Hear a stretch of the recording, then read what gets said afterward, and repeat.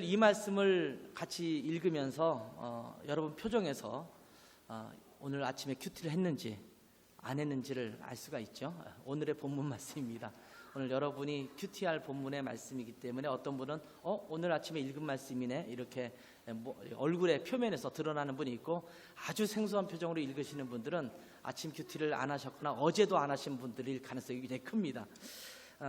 저희가 오늘 요즘에 에스겔서를 묵상하면서 큐티를 아침마다 하고 있습니다. 에스겔서는 많은 그리스도인들이 굉장히 어렵게 생각하는 성경 중에 한 부분입니다. 환상이 등장합니다. 또 에스겔 선지자가 퍼포먼스를 통해서 하나님의 메시지를 전하기도 합니다. 그런데 에스겔서의 핵심 내용은 다른 선지자들이 말했던 선지자들과 거의 비슷하게 아주 간단하고도 명확합니다. 그 간단하고도 명확한 주제를 여러 환상들과 퍼포먼스 또 메시지를 통해서 다각도로 전하고 있을 뿐이지, 사실은 메시지의 핵심을 따져본다면 다른 여타의 선지자들과 거의 비슷한 내용을 담고 있습니다. 에스겔서의 핵심 내용을 볼 수 있는 단어들을 열거한다면 다음과 같은 단어들을 떠올릴 수 있습니다. 이스라엘의 범죄, 또 하나님의 진노와 심판, 회개, 회복, 이 네 가지의 단어를 우리가 떠올릴 수 있을 것입니다. 오늘은 그 핵심 내용 중에서 하나님의 진노에 대한 부분을 함께 살펴보려고 합니다. 여러분이 에스겔서를 계속 묵상하면서 아마 지금까지는 하나님의 범죄 그리고 하나님의 진노와 심판에 대해서 아마 읽고 있을 것이라는 생각을 하게 됩니다. 이제 그 부분을 계속 묵상하면서 오늘 말씀까지 이르렀는데, 제가 안식오를 가기 전에 2주간이 남았더라고요. 오늘과 다음 주일 2주간 지나면 저희 가족이 한 달 반 정도 한국에 갔다 오게 되는데, 이 2주간 동안 여러분이 에스겔서를 계속 묵상하면서 에스겔서의 중요한 포인트 2개를 좀 함께 나누고 가는 것이 여러분이 에스겔서를 계속 묵상하는데 도움이 될 거라는 생각을 에스겔서를 묵상하면서 제가 생각하게 되었습니다. 이 부분을 함께 나누면 아마 여러분이 에스겔서를 계속해서 묵상하는 데 있어서 큰 도움이 되리라는 생각을 하게 됩니다. 에스겔서를 통해서 보여주시는 하나님이 어떤 하나님으로 등장하냐면, 사실은 처음에는 진노하시는 하나님으로 등장합니다. 물론 에스겔서를 통해서 결국 은혜를 베푸셔서 회복하게 하시는 하나님의 모습도 등장합니다만, 가장 많이 엿보이는 하나님의 모습 중에 하나는 진노하시는 하나님이십니다. 무자비하신 하나님의 모습이 등장합니다. 칼을 들어서 심판하십니다. 전염병을 통해서 심판하시고 기근으로 심판하시겠다, 이렇게 말씀하고 있습니다. 그 문체를 읽다 보면 여러분도 아마 느꼈을지 모르겠습니다만, 분노를 이기지 못하시는 하나님의 모습이 아주 거칠게 묘사되고 있습니다. 정말 분노가 극에 달면 그 말투가 달라지잖아요. 내가 이렇게 하겠느냐 뭐 이렇게 말하듯이 에스겔서는 굉장히 거칠게 이스라엘 백성들을 향해서 호통치듯이 이야기하고 있는 내용들이 많이 등장하고 있는 것을 보게 됩니다. 우리는 예수님을 믿으면서 하나님의 진노에 대해서는 별로 깊이 생각하지 않는 것 같습니다. 여러분 어떠십니까? 혹시 여러분 믿음 생활하면서 하나님의 진노를 깊이 생각하면서 믿음 생활하십니까? 아마 대부분 안 그럴 거예요. 물론 정말 죄악 가운데 찌들어 사는 그리스도인이 있다면 그런 분들은 그 생각을 할지도 몰라요. 왜냐하면 내가 너무 죄 가운데 사는 것이 명백하기 때문에 이러다가 내가 벌 받지 뭐 이러면서 하나님의 진노를 생각하는 사람도 있겠습니다만, 노멀한 평상적인 그리스도인으로 본다면 하나님의 진노는 별로 생각하지 않는 것 같아요. 하나님의 은혜를 묵상하고 또 하나님의 은혜를 노래하고 또 하나님의 사랑에 대해서 우리가 얘기하지만, 하나님의 진노가 내게 있을 것이라는 생각은 그렇게 많이 하지 않습니다. 어떤 사람은 이 부분은 그냥 넘어가면 좋겠다, 이런 생각을 하게 됩니다. 하나님의 진노에서 별로 깊이 생각하고 싶어 하지 않습니다. 여러분은 지금 믿음을 갖고 있는 사람이라고 했을 때 하나님과의 관계가 지금 어떠하십니까? 하나님과의 관계가 별로 좋지 않음에도 불구하고 하나님의 진노에 대해서 별로 생각하지 않고 있다면 큰 착각입니다. 하나님의 진노가 막 있는데 우리는 그것에서 모르는 척 넘어가서는 안 됩니다. 부모님이 막 자녀 때문에 열이 이만큼 받아 있어요. 근데 자녀들은 그걸 모르고 룰루랄라 하고 지내고 되면 부모님의 속이 뒤집어지겠죠.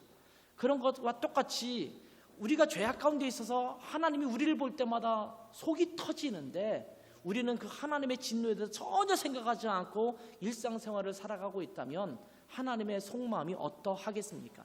이스라엘 백성을 향하신 하나님의 마음이 마치 그랬을 것이라는 생각을 하게 됩니다. 어떤 사람들은 그렇기 때문에 이런 부분의 성경 구절은 읽고 싶어 하지 않습니다. 하나님의 진노, 이거는 빨리 넘어가야겠다. 계속 요즘 에스겔서를 묵상하는데 하나님의 진노, 심판 이것만 계속 나오네. 나 이 부분은 좀 건너뛰고 싶어 라고 생각하는 분도 있을지 모르겠어요. 그러나 우리가 성경을 읽으면서 하나님의 진노에 대해서 우리는 잘 이해하고 넘어가야 합니다. 어쩌면 에스겔서를 읽기 시작한 지 20장째가 넘어가는데 거의 반 이상을 하나님께서 정말 짜증나신 표정으로, 화나신 표정으로 계속 말씀하시는 그 말씀을 들으면 어쩌면 이렇게 마음에 품을지도 몰라요. 이제 그만하세요. 됐어요. 알아들었어요.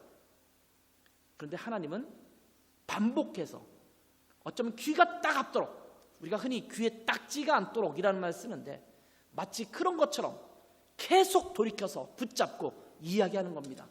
나 너 때문에 화났어. 너 이렇게 살면 안 돼. 너 왜 바꾸라는데 바꾸지 않는 거야. 이 말씀을 반복적으로 말씀하고 있는 겁니다. 우리는 하나님을 사랑의 하나님으로 믿고 있습니다. 예수 그리스도로 말미암아 우리에게 베푸신 한량없는 그 은혜를 우리가 누리고 있기 때문입니다. 우리가 어떠한 죄를 지었던지 예수 그리스도로 인해서 우리의 모든 죄는 용서되었고 예수 그리스도께서 십자가에서 흘리신 보혈로 인해서 모든 죄가 가리어졌습니다. 그래서 우리는 하나님의 은혜만을 누리고 있습니다. 얼마나 놀라운 축복인지 몰라요. 우리는 하나님의 은혜만 지금 누리고 살아가고 있는 거예요. 그러다 보니까 때로 우리가 죄에 대해서 둔감해지는 경향도 없지 않아 있다라고 여겨집니다. 우리의 어떠한 죄도 예수 그리스도로 말미암아 용서되고 도말되었지만 그렇다고 해서 그 죄가 결코 가벼운 것이 아님에도 불구하고 우리는 그 죄를 가볍게 여깁니다. 여러분은 요만한 금의 죄를 짓고 나서 그 죄로 인해서 가슴 아파 해본 적 있어요? 내가 또 죄를 지었구나. 또 죄에 넘어졌구나. 하나님이 기뻐하시지 않는 삶을 지금 내가 이 현장에서 지금 살아가고 있구나. 이러면 안 되는데 이런 마음을 뼈저리게 갖고 있느냐는 말씀입니다. 하나님이 분명히 싫어하는 삶을 살아가고 있음에도 불구하고 마치 그 모든 것이 없는 것인 양 지나가는 우리의 모습이 있지 않습니까? 그래서 우리는 종종 죄 가운데 안주하고 있을 때가 있습니다. 여러분의 지금 살아가는 그 상태가 하나님이 기뻐하시는 삶의 상태입니까? 혹시 아닌데도 불구하고 아무런 마음에 죄책감 없이 그냥 그렇게 안주하며 살고 있지는 않습니까? 그런데 여러분, 하나님의 자비가 무궁하시지만 하나님은 결코 죄를 용납하시지 않는다라는 사실을 아시고 계십니까? 예수 그리스도로 인해서 우리의 죄를 용서하시고 넘어가시지만 하나님께서 그 죄를 용납하시는 것은 아닙니다. 하나님은 여전히 죄에 대해서 철저히 진노하십니다. 우리가 아버지, 어머니의 자녀가 되었을 때 부모님은 자녀의 잘못에 대해서 너그럽게 용서할 수 있습니다. 보통 사람과의 관계 같았으면 영원히 안 볼 만한 그런 잘못을 저질렀어도 부모님과의 관계가 웬만하면 깨어지지 않습니다. 부모님은 자녀를 사랑으로 품습니다. 그런데 부모님이 그 죄에 대해서 용납하는 것은 아닙니다. 자녀들의 죄가 있을 때, 잘못이 있을 때 그 잘못을 넘어가고 용서하지만 그 잘못, 그 죄를 용납하는 것은 아니라는 말씀입니다. 이것이 뭐냐면 우리가 착각하는 것이 있어요. 그게 뭐냐면 부모님이 내가 지은 죄를 눈 감아주고 넘어가면 그 죄를 용납하는 것으로 착각하는 것입니다. 아니요. 부모는 그 죄를 여전히 미워합니다. 싫어합니다. 그 자녀를 사랑하기 때문에 자기 자신의 자녀이기 때문에 용서했을 뿐이지 그 자녀가 그 죄 속에 여전히 남아있는 것을 용납하지 않습니다. 부모는 여전히 그 죄를 싫어하고 미워합니다. 그러니 그 자녀가 진정으로 부모님을 사랑한다면 그 부모 앞에서 그 죄에서 벗어나야 합니다. 어떤 사람이 자녀가 다른 사람을 자꾸 미워하고 자꾸 그런 미우니까 미운 마음이 더해서 해코지하고 때로는 죽이기도 하고 그런 삶을 자꾸 살고 있어요. 그런 삶을 살고 있을 때 부모는 그 자녀를 보면서 어떤 마음이 있겠어요? 자녀가 잘못했어도 용서는 할 수 있어요. 용서했다고 그 자녀가 계속 누군가를 죽이고 다닌다면 그 부모가 그것을 어떻게 견딜 수가 있겠어요? 그 죄를 기뻐하는 게 아니에요. 우리의 죄를 용서하셨다고 해서 우리가 그 죄를 용납해서는 안 된다라는 말씀입니다. 마찬가지로 우리가 하나님의 사랑을 받고 있다고 해서 예수 그리스도로 인해 그 은혜를 누리고 있다고 해서 하나님께서 우리가 지은 죄에 대해서 용납하고 있다라고 착각해서는 안 된다라는 겁니다. 그런데 우리는 하나님의 자비와 사랑을 기대하면서 죄 가운데 남아 있습니다. 기억하십시오. 하나님은 죄를 용납하지 않으십니다. 죄를 철저히 미워하십니다. 죄를 싫어하십니다. 죄에 대해서 진노하십니다. 이게 하나님이에요. 혹시 여러분이 죄 가운데 남아 있다면 이 사실을 분명히 기억해야 돼요.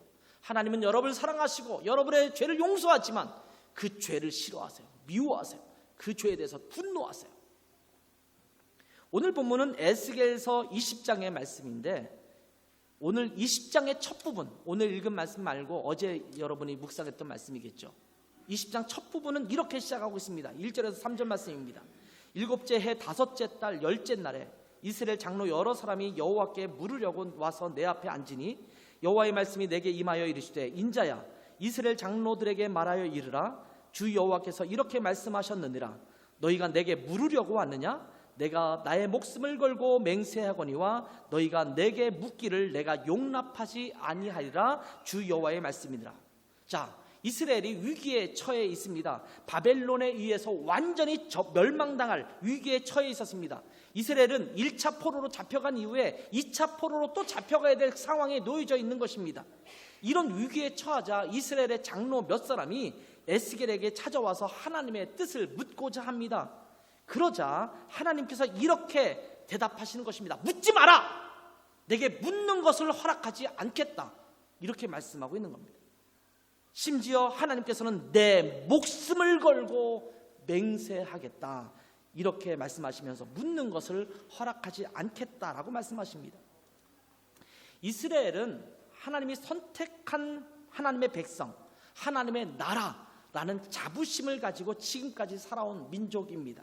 언제든지 하나님께서 자기를 사랑하시고 지켜주시고 은혜를 베푸실 것이라고 생각했습니다. 그런데 자꾸 범죄하고 우상을 섬기고 율법에 어긋나는 삶을 살아갑니다. 그러다가 위기에 처해지면 그제서야 하나님의 뜻을 묻겠다고 하면서 하나님의 도우심을 구하는 것입니다. 그때에 하나님께서 단호하게 거절하시는 것입니다. 그 입 닫으라. 내게 묻는 것을 허락하지 않겠다. 하나님의 진노가 극에 달한 것입니다. 여러분, 하나님의 진노가 두렵지 않으십니까? 저는 지금 하나님의 진노를 빙자해서 여러분에게 신앙의 각성을 촉구하는 것이 아닙니다. 사실을 말씀드리려고 하는 것입니다. 죄에 대한 하나님의 진노는 여전히 남아있다라는 사실을 확인시켜 드리려고 하는 것입니다. 하나님께서 이스라엘을 사랑하시지만 죄에 대해서 진노하셨던 것처럼 하나님께서는 우리 자신을 사랑하시지만 우리가 여전히 죄 가운데 남아있고 죄를 즐기고 있다면 하나님은 그 죄에 대해서 진노하고 있다라는 사실을 알려드리고 싶은 것입니다. 우리도 마찬가지 아니겠습니까? 하나님의 백성이라는 자부심만 남아있어요. 내가 크리스천이지, 하나님의 자녀지. 그런데 하나님의 뜻과는 관계없이 살아가고 있어요. 그러면서 필요할 때만 하나님 앞에 나와서 이야기를 하는 거예요. 여러분도 아시겠지만 이스라엘을 향하신 하나님의 사랑은 결국 이스라엘을 회복시키는 결과로 나타납니다. 그런데 그 과정 속에서 하나님의 진노로 인해서 이스라엘은 엄청난 고통과 극심한 어려움을 겪었다라는 것을 절대 간과해서는 안 됩니다. 이스라엘이 다시 회복되기는 하지만 그 과정 속에서 극심한 고통이 있었음을 우리는 알아야 합니다. 하나님은 죄에 대해서 진노하십니다. 이것이 에스겔서에서 우리에게 주시고 있는 반복적인 메시지입니다. 우리는 에스겔서를 읽으면서 우리의 죄에 대하여 반복적으로 지적하시는 하나님의 음성을 들어야 합니다. 죄에 대해서 지적하시는 경고를 잘 들을 수 있어야 합니다. 경고등이 자꾸 켜지는데 그걸 무시하고 그냥 달려가면 엄청난 사고를 초래할 수 있죠. 요즘 그리스도인들의 모습이나 교회들을 보면 어쩌면 이 에스겔서의 메시지가 이 땅을 살아가는, 또 이 시대를 살아가는 우리 그리스도인들과 교회들에게 주시는 적절한 타이밍이 아닌가라는 생각을 하게 됩니다. 여러분, 요즘 그리스도인들이 정말 세상에서 하나님께 영광을 돌리고 있으면서 살아가고 있다고 생각하십니까? 요즘 교회들이 세상에서 하나님께 영광을 돌리는 교회의 모습을 보여주고 있다고 생각하십니까? 안타깝게도 그렇지 못하다라는 것이 오늘날의 교회의 모습이고 그리스도인들의 모습입니다. 이 소리가 무슨 말이냐면 교회나 그리스도인들이 여전히 죄 가운데 남아서 죄악의 낙을 누리며 살아가고 있다라는 것입니다. 하나님의 자녀라는 자부심만 가지고, 교회는 하나님의 교회라고 하는 그 자부심만 가지고 주장하면서 여전히 죄 가운데 그대로 남아있고 탐욕으로 가득 차 있다는 겁니다. 그리스도인들도 마찬가지고 교회도 마찬가지예요. 추구하는 목적이 하나님의 영광과는 전혀 관계없는 것들이 너무나 많아요. 이것이 오늘날 우리의 모습 아닙니까? 그러니까 자꾸 손가락질을 받고 욕먹는 것 아니겠습니까? 우리가 하나님의 영광만을 추구한다면 아마 그러한 손가락질은 받지 않을 거예요.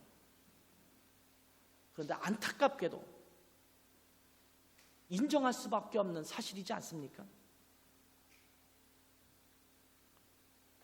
그러한 그리스도인들을 향해서, 교회들을 향해서 내가 죄악들에 대해서 진노하고 있다라고 하나님께서 말씀하고 있는 것입니다. 여러분이 죄 가운데 있으면서 하나님께 나와 기도한다면 하나님께서는 우리에게 그렇게 말씀하시는 거예요. 그 입 다물라. 우리의 입을 다물게 하시는 하나님, 내가 너희의 기도를 듣지 않겠다. 마치 거룩한 것처럼, 마치 나를 위하는 것처럼, 나의 백성처럼 살아가고 있는 자신만만한 백성처럼 내게 와서 자꾸 묻기를 원하는구나. 그런데 그 입 닥쳐. 나는 너희 이야기를 듣지 않겠어. 나에게 구하지 마라. 이렇게 말씀하시는 하나님의 모습이 에스겔서를 통해서 우리 가운데 반영되고 있는 것입니다. 하나님의 말씀대로 살아가지도 않고 그리스도인다운 모습으로 살아가지도 않고 자기 욕심으로 살아가다가 여전히 죄 가운데 있으면서 위기에 닥쳤을 때만 하나님께 찾아와서 물으라고 한다면 그 입 다물라고 말씀하시는 것입니다. 다시 한번 기억하십시오. 하나님은 우리를 사랑하십니다. 그 사실은 변함이 없습니다. 그러나 우리가 짓는 죄에 대해서는 진노하시는 하나님이십니다. 여러분, 죄에서 빨리 벗어나세요. 하나님이 기뻐하시지 않는 삶에서 빨리 벗어나세요. 왜? 하나님은 그 죄를 향해서 진노하시기 때문입니다. 여러분을 사랑하시지만 그 죄는 용납하지 않으시기 때문입니다. 왜 하나님께서 우리에게 진노하시나요? 말씀드렸다시피 우리의 죄악 때문입니다. 우리의 죄악 때문에 하나님께서 우리에게 진노하시는 것입니다. 그냥 하나님의 성품이 때로는 짜증나니까, 화가 나니까 무더위에 지쳤어, 그러니까 한번 나 짜증낼래 라고 해서 우리 가운데 퍼부으시는 그런 분이 아니시라는 겁니다. 분명한 원인이 있다라는 겁니다. 에스겔서에서 반복적으로 언급되는 내용이 무엇입니까? 이스라엘의 죄악들입니다. 오늘 본문에서도 보면 이스라엘 백성은 하나님께서 애굽에서 건지셔서 광야길을 걸어 가나안 땅으로 인도하실 때에도 하나님을 배반하고 하나님을 불신했습니다. 그런데 그 이후에도 이스라엘 백성들은 변함이 없었습니다. 여전히 그 조상들이 범했던 죄들을 동일하게 범했다라고 하나님께서 지적하십니다.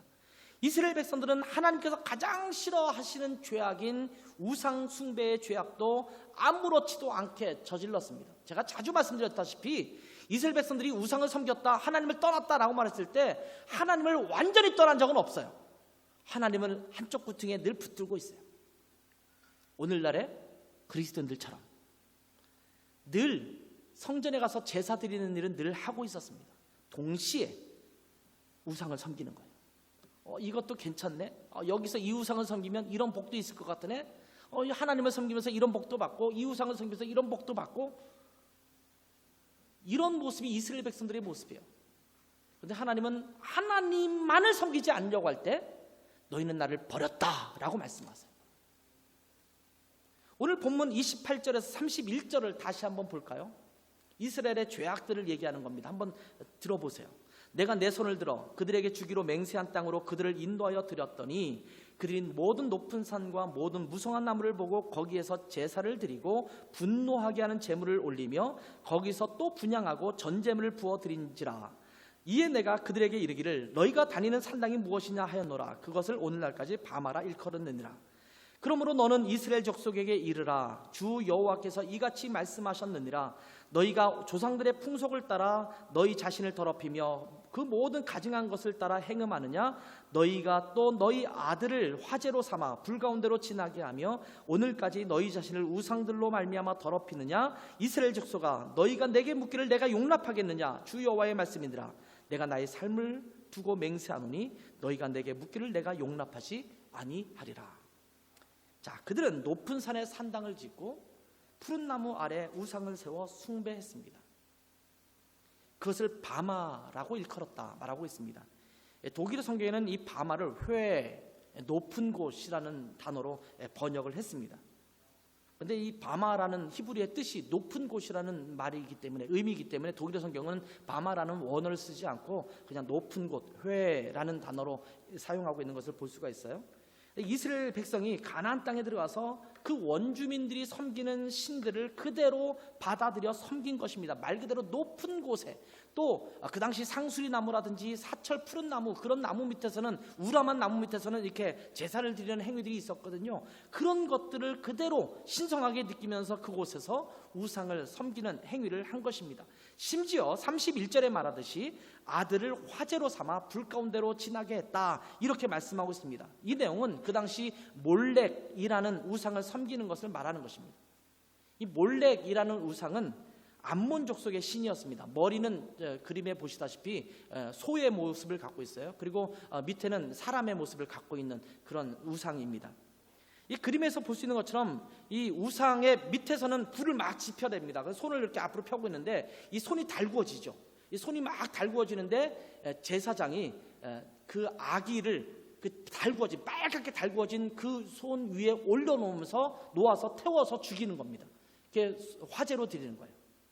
마치 송아지나 염소나 이런 것들을 제사 드릴 때 태워드리듯이 그 뜨거운 달구어진 우상, 몰렉 또는 몰록이라고 부르기도 하는데, 이 몰렉이라는 우상에게 장자를 바쳐요. 보통 자식들의 처음 태어난 장자를 거기에 바치는 거예요. 여러분 중에 혹시 첫째 아들이 있으면 한국에 태어난 것을 감사하셔야 돼요. 저곳에 태어났으면 죽었습니다. 저 뜨거운 갓난아기인데 그 갓난아기가 저기에 딱 되면은 온 몸이 칫하겠죠.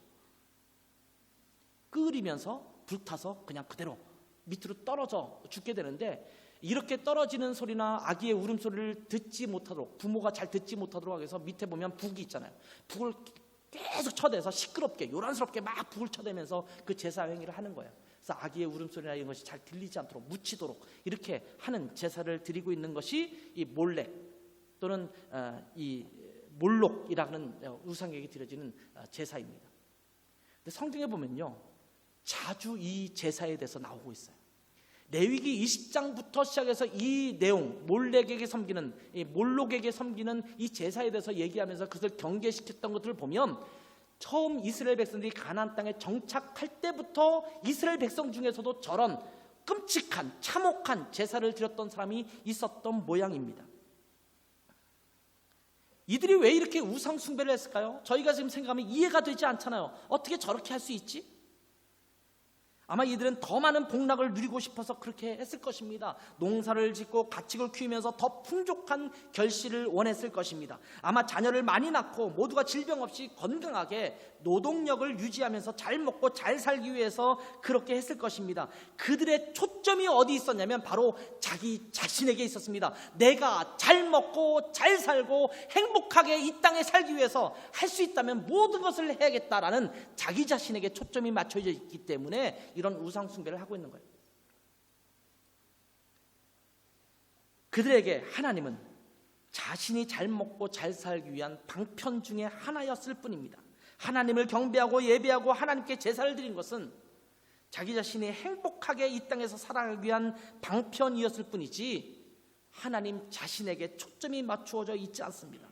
그러기에 예배가 변질되고 삶의 행동규범도 변질되고 하나님의 백성됨의 본질도 잃어버렸습니다. 다 변질되었어요. 왜 교회가 타락합니까? 본질을 잃어버렸기 때문이에요. 하나님께 초점이 맞춰 있지 않고 나에게 초점이 맞춰져 있어요. 여러분은 왜 그리스도인으로 살아갑니까? 행복하려고요? 예수님 믿으면 여러분이 행복할 줄 알고 믿음 생활하셨어요? 그러니 예수님 믿고 행복하고 교회 다니면 행복하고 그러려면 내가 점을 쳐서 행복을 좀 보고 싶고 또 무당을 불러서 좀 푸닥거리 하면서 내가 좀 온갖 질병이나 이런 것들을 좀 넘어가고 싶고 모든 행복할 것들을 위해서 여러분이 나아가지 않겠습니까? 여러분의 학위가, 여러분의 공부가, 여러분의 지식이, 여러분의 권력이, 여러분의 물질이 여러분에게 행복을 줄 수 있다면 그것을 따라가지 않겠냐는 거예요. 하나님 자신에게 초점이 맞춰져 있지 않고 철저하게 자기 자신에게 맞춰져 있어요. 그러니까 우상을 섬기는 거예요. 왜? 그 우상이 줄 수 있는 복이 있다고 믿으니까. 하나님은 안식일을 지키라고 하셨습니다. 율법을 주셔서 그 규례대로 행하라고 하셨습니다. 안식일을 지키는 것, 안식년을 지키는 것, 어떤 고기는 먹고 어떤 고기는 먹지 말라고 하시는 것들을 비롯한 여러 가지 규례를 주셨습니다. 근데 이러한 규례들과 행동 규범들을 보면 그 당시 주변 민족들과 이렇게 비교해 봤을 때 사뭇 다른 부분이 많습니다. 제가 얼마 전까지 수요일 날 이스라엘의 문화 또 성경시대의 배경 이런 것들을 살펴보지 않았습니까? 참 신기한 것은 같은 고대 근동과 중동 지역에 함께 지내고 있는 문화권임에도 불구하고 이스라엘 민족만은 다른 민족과 굉장히 사뭇 다른 문화들 또 풍습들을 갖고 있는 것들이 있습니다. 그러니 그 당시 주변의 다른 민족들이 볼 때는 이스라엘 민족이 어떤 민족이냐면 참 별난 민족입니다. 함께 어울리기보다는 자기만의 독특한 특성을 지니고 있었습니다. 이것을 무엇이라고 말합니까? 구별됨이라고 말합니다. 이 구별됨을 성경은 무엇이라고 말하는지 아십니까? 바로 거룩함이라고 말합니다. 성별됨, 거룩하게 구별됐다. 이 거룩하다라는 말이 구별됐다는 말이거든요. 이 시대를 살아가는 우리들이 볼 때 율법의 어떤 부분들은 굳이 그렇게까지 하라고 할 필요가 있었을까라고 생각되는 부분도 있습니다. 그런데 여러분, 우리가 알아야 할 부분이 있습니다. 하나님은 이런 것들을 통해서 하나님의 백성과 하나님의 백성이 아닌 사람들을 구별하고 싶은 것입니다. 이것이 구별됨입니다. 여러분, 옛날에 우리 한국의 옛날 조선시대나 이런 때 있는 왕들의 복장을 보십시오. 왕들의 복장이 일반 그 신하들, 대신들의 복장과 같습니까? 다르죠. 왜 달랐을까요? 구별시키는 거예요. 너와 나는 달라. 이것을 보여주는 게 복장 아니겠어요? 그것을 구별하는 거예요. 지금이야 중고등학교 다닐 때 뭐 그 학교 학년 배지 뭐 이런 게 없었잖아요. 저는 고등학교 졸업할 때까지 까만색 교복에 호크 채워서 여기다 학교 마크 달고 여기는 학년 마크 달고 이러고 다녔거든요. 그런데 그렇게 하고 다닐 때 머리도 이제 거의 깎아야 되죠. 스포츠 머리를 깎았어야 되고 모자 쓰고 이러고 다녔어야 돼요. 근데 여학생들은 명찰을 통해서 보통 학년을 표시해요. 교복 입고 명찰에 빨간색은 1학년, 노란색은 2학년, 뭐 초록색은 3학년 이런 식으로 표시를 해요. 그래서 명찰 보면 얘가 몇 학년인지 알 수 있어요. 우리가 지금 남학생들은 여기 멋지게 1, 2, 3 이게 로마 숫자로 이렇게 붙여놨기 때문에 딱 보면 알아요. 아, 저기는 선배구나, 후배구나, 이걸 알 수 있어요. 구별하는 거예요. 굳이 그렇게 하지 않아도 되는데 구별하는 건 뭐예요? 위계 질서를 잡겠다라는 거거든요. 구별하는 거예요. 아니, 하나님, 근데 돼지고기 좀 먹으면 어떻습니까? 삼겹살 구워 먹으면 진짜 맛있는데, 짱인데 왜 그걸 못 먹게 하세요? 안식일 날 대충 그냥 쉬면서 지켜도 될 걸 뭐 이렇게 철저하게 안식일을 지키라고 하십니까? 하나님, 다른 나라들은 다 이게 수염을 잘라도 되고 뭐 이러는데 왜 우리는 이 수염을 못 자르게 합니까? 아니, 다른 나라는 애굽 보면 애굽은 다 머리를 다 밀거든요. 애굽 사람들은 다 머리를 밀어요. 옛날 영화를 보시면 애굽 사람들은 더 거의 대머리처럼 돼 있잖아요. 왜 그렇습니까? 그 사람들은 머리를 잘라서 자기 신들에게 바치거든요. 그게 일종의 그들의 배경이에요. 이스라엘 백성들에게는 절대 머리를 자르지 못하도록 하게 하거든요. 달라요. 주변 민족과 달라요. 왜 우리는 이렇게 다른 민족과 다르게 살아야 합니까? 그럴 때 하나님께서 말씀하시는 거예요. 너희를 구별짓기 위해서다. 이렇게 말하는 거예요. 이게 구별됨이에요. 이게 성별됨이에요. 하나님의 백성으로서의 정체성을 그렇게 보이시는 거예요. 그렇기 때문에 하나님을 따르는 백성들은 이 규례를 지키면서 하나님의 백성다움을 보여주어야 합니다. 어쩌면 우리가 하나님의 말씀대로 살아가려고 하면 이 시대의 세상을 살아가고 있는, 이 시대의 트렌드를 쫓아가고 있는 사람들에 비하면 우리들의 모습이 좀 독특해 보일 수 있습니다. 저희 교회는 1년에 한 번씩 혼전 순교 사역도 하잖아요. 이 시대가 지금 무슨 시대인데 혼전 순교세, 각자 지키면 되지 뭐 이렇게 촌스럽게 또 앞에 나와서 뭐 서약을 하고 그럽니까? 이렇게 말할 수 있을지 몰라요. 아니요, 세상을 향해서 우리는 하나님의 백성입니다. 그렇기 때문에 우리는 이렇게 구별되어 있습니다. 당신과는 좀 다른 문화, 다른 규칙, 다른 가치관을 갖고 살아갑니다. 이것을 세상에 보이는 거예요. 이게 구별됨이에요. 그런데 이스라엘 백성들은 자기 편의에 따라서 취사 선택한 것입니다. 귀찮아. 근데 왜 이렇게 하라고 하는 거야? 이것도 괜찮을 것 같은데, 남들도 다 그렇게 하는데 왜 우리만 독특하게 이렇게 살라고 하는 거야? 짱나. 나는 그냥 다른 사람들처럼, 다른 민족들처럼 그렇게 같이 어울려서 그렇게 살아가기를 원해. 이렇게 하는 것이 죄악입니다. 하나님께서 성별하여 하나님의 백성다움을 지정했는데 자기 멋대로 자기의 편의에 맞게 해석하고 행동하는 것이 바로 죄악입니다. 이러한 죄악의 최정점에 우상 숭배가 있는 것입니다. 우리는 눈에 보이는 우상을 섬기지 않을지도 모릅니다. 그러나 우리는 이미 수많은 우상들을 섬기고 있습니다. 나에게 이득을 가져다 줄 수 있을 것 같은, 내게 행운과 행복을 가져다 줄 수 있을 것 같고, 내게 유익이 될 수 있을 것 같고, 내 인생에 성공을 줄 수 있는 것 같은 것을 줄기차게 따라가고 있습니다. 때로는 그것이 인맥이기도 해요. 어떤 교수님, 이분을 따라가면 성공할 수 있을 것 같아요. 이분이 왜 인맥이 좋거든.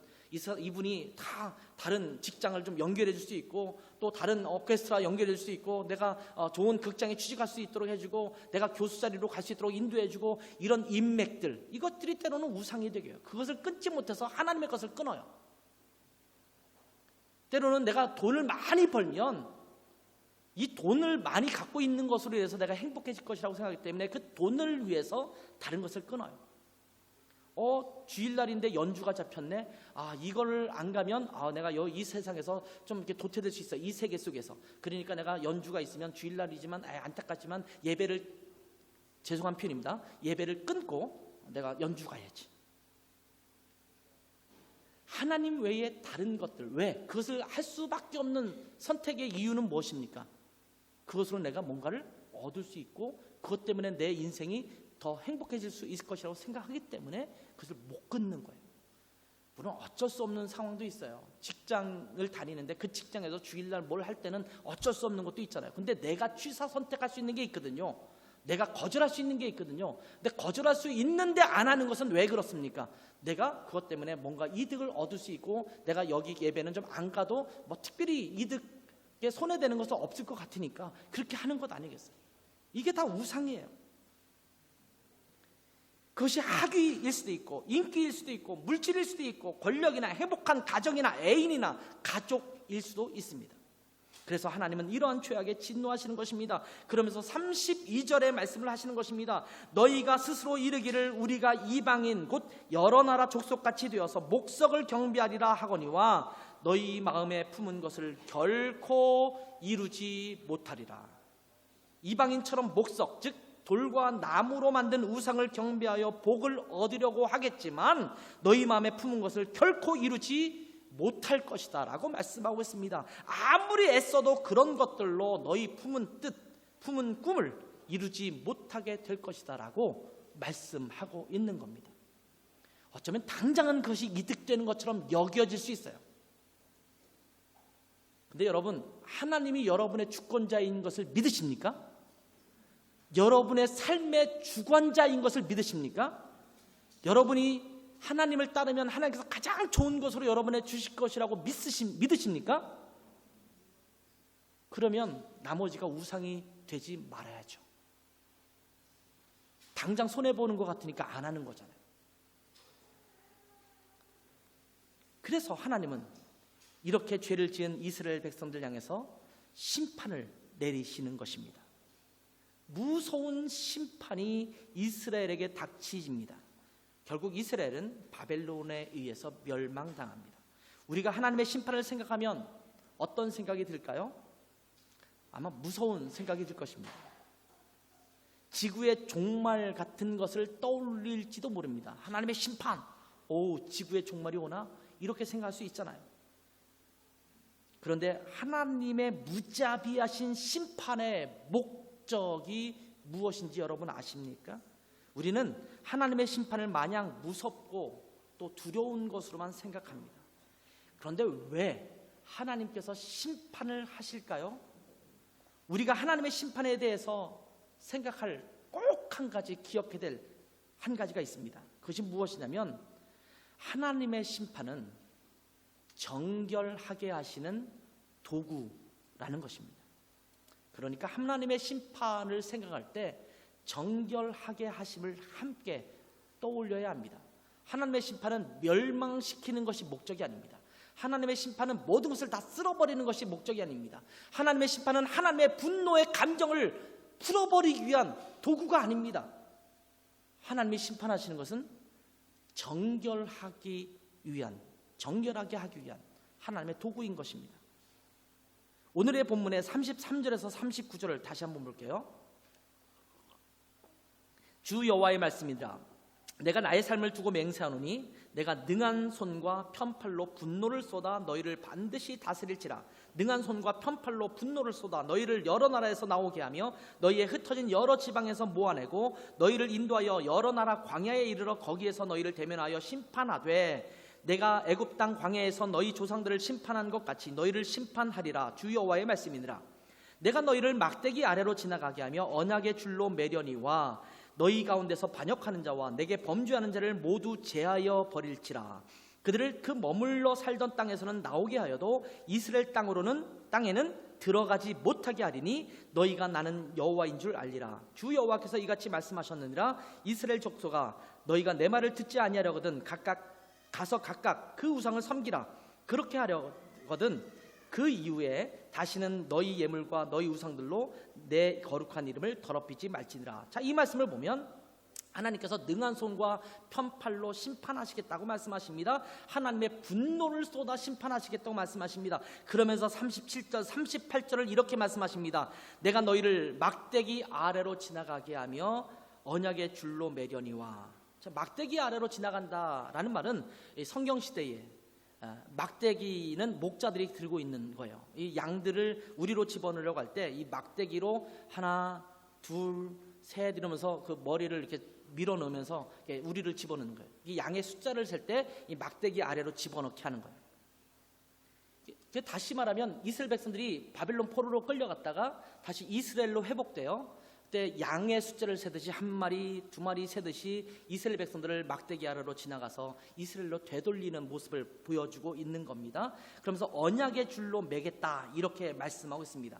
하나님과의 언약의 관계를 다시 연결시켜 주겠다라는 거예요. 언약의 관계가 끊어졌어요. 그 줄을 다시 맨 거예요. 이제 하나님과 언약의 관계를 회복하는 것을 말하고 있는 겁니다. 하나님의 말씀으로 다시 회복되는 것을 이야기하는 것입니다. 하나님과의 관계가 회복되는 관계를 얘기하는 거예요. 너희를 심판하지만 너희를 다시 회복시켜 주시겠다, 이렇게 말씀하고 있는 거예요. 그런데 38절 39절에 보면 그들 중에서 반역하는 자, 범죄하는 자를 모두 이제 제하여 버리겠다, 이렇게 말씀하고 있습니다. 너희 가운데 반역하는 자와 내게 범죄하는 자를 모두 제하여 버릴지라. 그들이 머물던 땅에서 나오게는 하지만 이스라엘 땅으로는 다시 들어가지 못하게 하겠다. 자, 포로로 잡혀갔어요. 근데 다시 그 땅으로 못 들어가요. 누가? 하나씩 둘씩 세워서 들어갈 때 누가 못 들어가요? 반역하는 자와 범죄하는 자는 내가 제해서 걸러버리겠다, 이렇게 말씀하고 있는 것입니다. 무슨 말씀입니까? 하나님은 심판을 통해서 이스라엘 백성들을 정결하게 해서 죄악으로 가득한 자들, 하나님을 반역하는 자들을 제하여 버리시고 걸러서 정결한 자들로 다시 이스라엘을 회복하시겠다라고 말씀하시고 있는 것입니다. 다시 말하면 하나님의 심판은 필터입니다. 여과기죠. 여과기. 필터링하는 작업이 이 하나님의 심판이라고 말씀하고 있는 거예요. 마치 알곡과 가라지를 가려내듯이, 양과 염소를 가려내듯이 죄악으로 더럽혀진 이스라엘을 심판하심으로 인해서 죄악으로 가득한 자를 걸러내고 하나님 앞에서 정결하게 된 자를 다시 이스라엘로 회복하시겠다라고 하는 말씀을 주시고 있는 겁니다. 그러니 하나님의 심판은 단순하게 죄를 위한 하나님의 처벌을 넘어서서 회복을 위한, 정결케 하는 과정이라고 볼 수 있는 것입니다. 그렇기 때문에 하나님의 심판은 단순히 무섭고 두려운 것이 아니라 하나님의 공동체를 건강하게 회복시키는 과정이라고도 할 수 있습니다. 교회가 문매를 맞아야 될 때는 맞아야 돼요. 그리스도인이 손가락질을 받아야 될 때는 받아야 돼요. 우리가 잘못하는 것 때문에 매 맞는 것 억울하다가 하지 말아야 돼요. 왜? 우리가 잘못했거든요. 그것 때문에 손가락질 받는 것 가지고 열받지 말아야 돼요. 왜? 우리가 잘못했거든요. 그럴 땐 겸손하게 하나님 앞에 회개해야 돼요. 하나님, 우리가 하나님의 영광을 보여주지 못했습니다. 교회가 거룩하게 하나님의 영광을 보여야 되는데 탐욕으로 가득 차서 세상과 다를 바 없는 그 모습을 가지고 있었군요. 우리가 추구하는 것이 하나님의 영광이 아니라 우리의 욕심이었군요. 하나님, 이것조차도 내려놓지 못했거든요. 그러면서 하나님 앞에 회개해야 돼요. 여러분이 그리스도인임에도 불구하고 그리스도인답지 못하게 살고 있다면 하나님 앞에 회개해야 돼요. 하나님, 내가 하나님의 자녀인데, 하나님의 백성인데 내가 하나님의 백성답게 거룩한 삶을 살지 못했네요. 여전히 내 욕심에 빠져서 내 이득에 취득해서 그를 위해서 내 인생을 살아오고 있었군요. 내가 추구하는 것은 내 인생의 행복이었군요. 이것을 주님 앞에 내려놓고 회개해야 된다는 겁니다. 지금 이 시대는 어쩌면 타락한 이스라엘의 시대와 비슷한 시대라고 생각됩니다. 이러한 때에 우리는 하나님의 진노, 하나님의 심판에 대해서 두려워해야 합니다. 생각해야 합니다. 그러나 이러한 하나님의 진노와 심판을 직면하면서 우리는 단순히 무서워하고 두려워할 것이 아니라 하나님 앞에 우리의 삶을 정결하게 회복하도록 우리 자신을 추스러야 합니다. 하나님은 하나님 앞에서 다시 정결하게 서 있는 하나님의 자녀들을 기대하시기 때문입니다. 이거를 성경에서 어떤 데서는 남은 자라고 말하죠. 다시 회복시킬 수 있는 남아있는 자들, 구루터기라는 말도 쓰기도 해요. 그래서 이 에스겔 선지자를 파수꾼이라고 부르지 않습니까? 남겨져서 이제 남아있는 자를, 잘 회복할 자들을 부둥켜 안고 파수하는 자입니다. 에스겔서를 묵상하면서 우리는 이러한 하나님의 진노와 심판 앞에 우리 자신이 어떠한 자세로 서 있어야 되는지 깨달아야 합니다. 그래서 우리의 삶이 엄위하신 하나님의 진노와 심판 앞에서 우리가 따르고 있던 우상들을 버리고 하나님 외에 추구하던 우리의 욕심을 버리고 하나님 앞에 정결하게 서 있어야 합니다. 오직 하나님만을 바라보면서 그 하나님을 바라보는 그 삶 속에서 일상을 대하며 살아가야 합니다. 하나님의 진노와 심판 앞에 정결한 자로 회복되는 우리 모든 그리스도인 되기를 바랍니다. 또 우리 드레스 하나님께 공동체가 되기를 바랍니다. 기도하겠습니다. 하나님 아버지, 하나님의 심판이 우리에게도 놓여져 있음을 저희가 기억하게 하옵소서. 우리가 죄악 가운데 여전히 남아있을 때 그것에 대해서 진노하시는 하나님의 심판을 저희가 기억하게 하옵소서. 그리고 저희가 하나님 앞에 반역했던 모든 것들을 회개하고 내려놓고 주님 앞에 정결한 자로 다시 서서 다시 하나님의 나라를 회복하는 그런 남아있는 자들 되게 도와주시기를 원합니다. 여기에 있는 자들이 또 우리 교회 공동체가 그러한 하나님의 남아있는 자가 될 수 있도록 축복해 주시옵소서. 예수님의 이름으로 기도했습니다. 아멘.